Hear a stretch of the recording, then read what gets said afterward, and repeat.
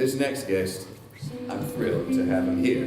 He is truly a man among men. He's also a man among women. He's one of the most prolific guys out there doing some great things. You've seen him on haunting renditions. He owns the internet. He's impersonated so many greats, and we'll talk about some of that. Eliot's Sketchpad, It Gets Better, the whole thing about the parents. Anyway, he's great. Please welcome Eliot Glazer, ladies.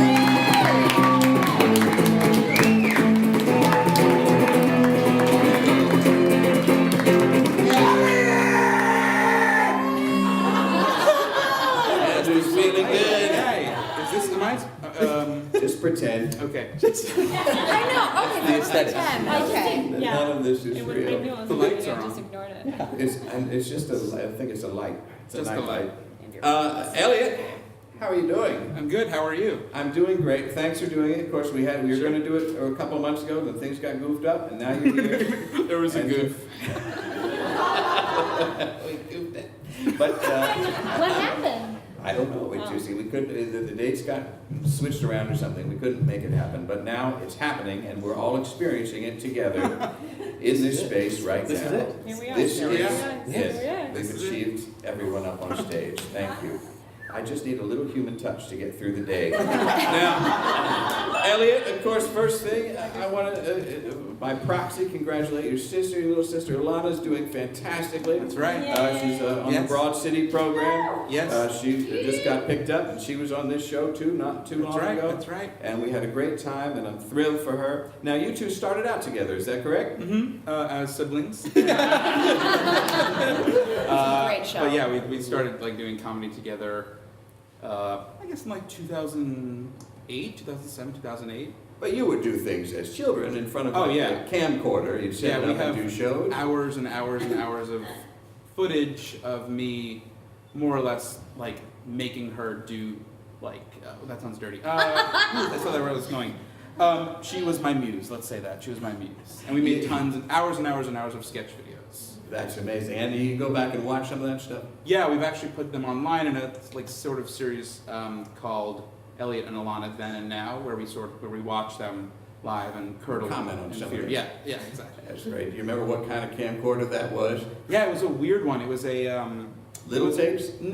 So it was a Sony. Yeah. But it was like nobody had ever seen this camera before. The tapes, they were not 8mm. They were like not mini DV. They were something that they were not made, and so to get them transferred to have them digitized, I had to like look, left and right. What? That's not the term. I had to really find I had to look hard for a place that would digitize this weird tape. I don't even know what it was. Well, I recently came across an audio tape of myself as a boy recording something. It's true, and I had been doing I must be like 8 or 10, something like that. And I was doing like a noir detective kind of a deal. One of the staples of the radio play genre. And something, when you're 8 or 10 years old, you have all the life experiences to truly inform, a noir detective parody or whatever was going on there. And it's me, and I'm detective something. It's always like Hayes Harrison or something like that. And well, hello there, ma'am. And then, wow, this drop dead gorgeous lady walked in the door. And then I'm also doing the lady's voice. Hello, Mr. Harrison.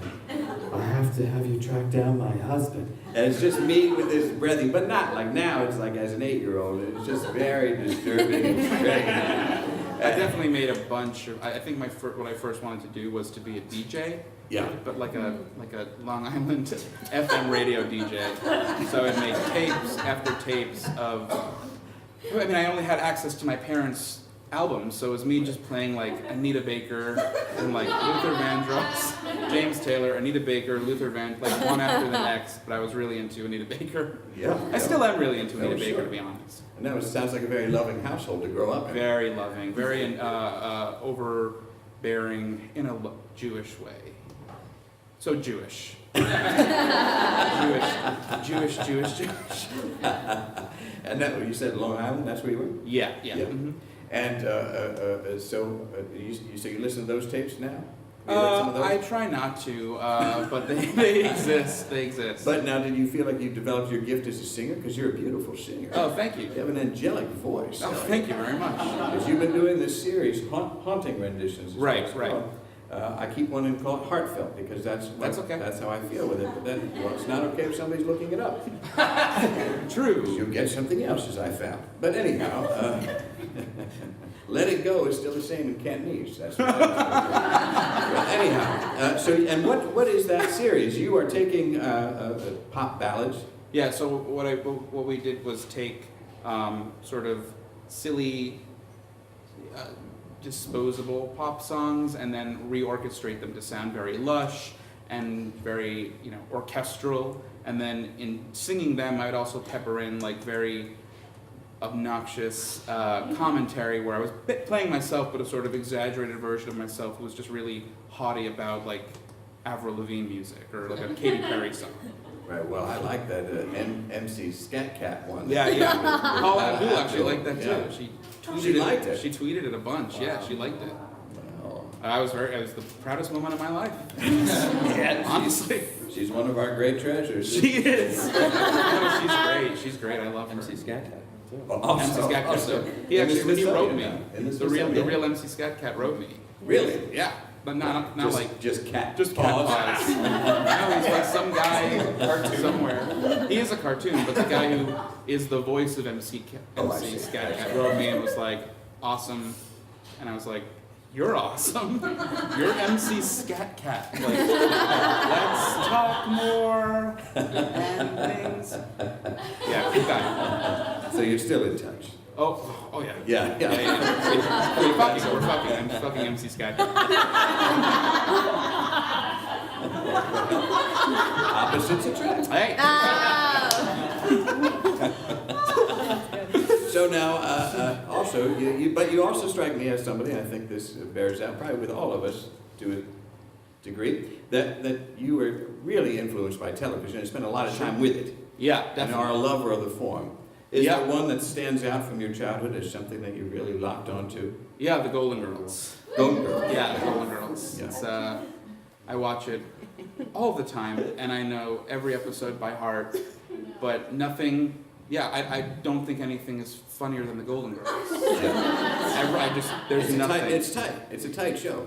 It's so good, and it's ahead of its time. And Absolutely. and if you're a fan of Arrested Development, Mitch Hurwitz, who created Arrested Development, had a heavy hand in the Golden Girls. Woo, boy, God, why does my head go there?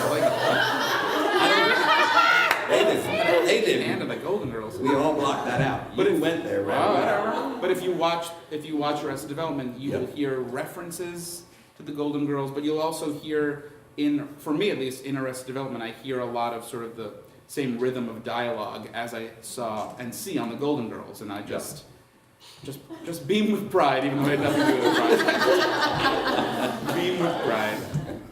Well, is that a dream to meet? Well, I guess Betty White would be the one. Nope. B. Arthur's the one. That's my pair. Oh, I love her. I'd like to see Dorothy and Pearl Holmes Yeah. team up, solving crimes. Betty White is great, Yeah, but I only brought her up because she's alive. she is the one that's living. But for You were me, gonna it's hang out. me, Rue, Betty, and then Estelle Getty. Yeah. See, people like react to that. Even in real life, some dates have gone awry because I've said I didn't think she was the weakest link, but Yeah. there are times when her delivery is incorrect. Like she delivered the line incorrectly. Yes. Like the joke. And I don't know. I guess I've watched so many times and I'm like, fucking Estelle. Nail it. Just nail it. Because I think B. Arthur nailed every fucking joke. Every look, every deadpan look, every oh god, she was so good. Well, listen, you've also been really into the show Looking. Yes. Which is about mustaches in San Francisco. Yeah, it's my mustache. You ever grow a mustache? Just the mustache? No. No, I tried I that. don't want to once. do that. That was me in Chicago. Not good. Well, You you know try what to they say blend in about there. Chicago mustaches. They don't say anything. Chicago mustaches. I like it. it if they did. 'Cause that could be a legitimate thing to say. The old Chicago. But now you're also doing an audio show about that, about looking. You're Yeah, I'm talking hosting a about looking. podcast for HBO that runs, that accompanies the show Looking. Oh, great. Yeah. You're the Chris Hardwick of The HBO. Chris Hardwick Yeah. of gay dramas. But you It's like fun. the show. You like the show. I do like the show a lot. And you've been out there to San Francisco Yeah, I went out there and hung out with everybody and from the show. yeah, from the show. HBO hired me as a comedian to go out initially and meet the cast and make videos and do online, digital comedy, which I've done. And then the digital comedy did well enough that they were like, let's do a podcast. Now I'm doing the podcast, which is fun. It can only, that's the top, man. If you get to a podcast, We're all done. as we've said, that's the best you can do. Oh, yeah. You too can have a podcast, everybody. Well, okay, let's not. Gotta keep some things for the talent. But folks, now this is usually the part of the show where I'd ask Steve-O to ask a question of everybody.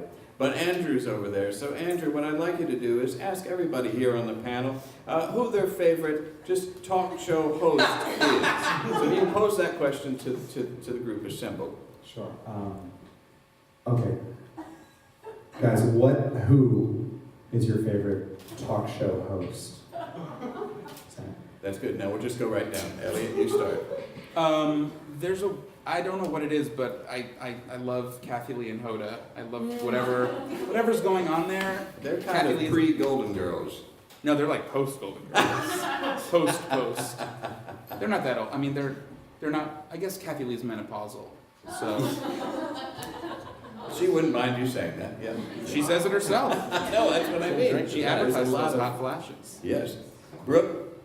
Well, since I'm talking nostalgia and talking about everyone I grew up on, gotta go with Phil Donahue. Oh, Yeah. yes. Sue. Yeah, he's an interesting dude. Oh, smart. I like Kathy Lee and Hoda, but I watch The View and I love Whoopi. Yes. All right, Scott. Well, there are a lot of TV talk shows that I admire over the years, but I'm going to go with Tom Sharpling, who is a host of a radio show called The Best Show on WFMU. Yeah. Just wrapped up last December after 13 years Yeah. on a freeform radio station in New Jersey. It was a 3-hour radio show. And to think about talking in a room by yourself for 3 minutes even. This guy did it for 3 hours and did it so masterfully and had these amazing comedy sketches with his partner John Worcester. It's the funniest. What do you think of Howard Stern, if I may ask? I'm just curious what both of you guys think of Howard Stern. Howard Stern? Yeah. I don't listen to a lot of Howard Stern now. I mean, from seeing Private Parts and from hearing whatever. I mean, he's good too.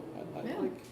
You seem very devoted to I don't call myself I don't call CNN and say Baba Booey, Baba Booey. I know. I'm not that hardcore. No, because I just got into him earlier this year, Yeah. and I was always just not interested. I was like, I'm not into like tit things, Right. like. It's because of the E! Live show they did of him made him look so Like a much dark- worse like a than dark his person. actual. But he's Yeah. like, he's become like, maybe because he's gotten old, he's become so, he gets answers out of people that you'd never expect. Yeah. And he's also really grounded for a man who's so fucking rich Yeah. and is married to like a supermodel. He's so reasonable. Oh, I love him. So Howard Stern now, you listen to him I love him. on the Sirius, on the XM.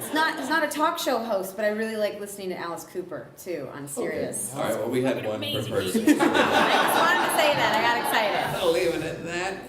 And, What about you? Yeah. We all love you, Dale. well, thank you. I'm listening to hear which one is going to say. Now I just said 3. But Brooke, you win. And, well, I mean, I think they should have given Pat Sajak some more time. he's so quick on the show, and you want to spend more time with him. And you never quite get a chance. So, anyway. But Eliot, what's coming up for you? Because I tell you, you do so many different things. I could just watch a whole channel, a whole network, just devoted to your output. It's so fantastic. Oh, thanks. What's coming up now? You got the looking thing. People can find that. Yeah, that's all. That's soundcloud.com/looking, but you can look up like HBO Looking Yeah. on Twitter and Instagram and Facebook. There's all that stuff. Keeping you busy. Yeah, and there's going to be a show. I have a show coming up at Union Hall on March 30th that is actually Haunting Renditions live. So it'll be like great. a Wow. concert series, a concert series version of that, and then a new show at the UCB in April called Masterpiece Theater, which is like mashups and comedy. Masterpiece. Yeah, Masterpiece. that's why it's, yeah. You gotta think on that one. I like fun with words. Me too. Well, I'm glad you could be here. Elliot Glazer, everybody.